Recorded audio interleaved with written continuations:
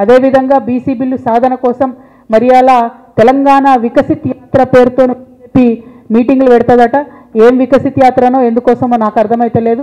మరి తెలంగాణ సమాజంలో సగం ఉన్నటువంటి బీసీల బిల్లుకు మద్దతు ఇవ్వకుండా మీరు ఎన్ని యాత్రలు పెట్టినా కూడా ప్రజలు మిమ్మల్ని నమ్మరు.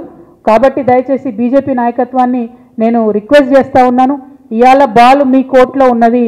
మీరు నిర్ణయం తీసుకుంటే 42% రిజర్వేషన్ అమలవుతుంది.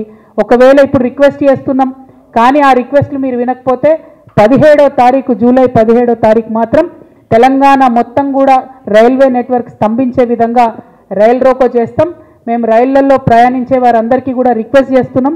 జూలై 16, 17, 18 మీరు కనుక ప్రయాణాలు పెట్టుకుంటే వాటిని వాయిదా వేసుకోండి. 16వ తారీఖు నుంచి మీరు ఎక్కడి నుంచైనా వస్తే తెలంగాణలో ఇరుక్కుంటారు.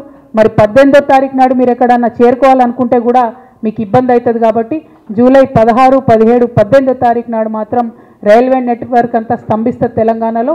సో మీరు ఖచ్చితంగా ప్రయాణం వాయిదా వేసుకోవాలని కోరుతున్నాను.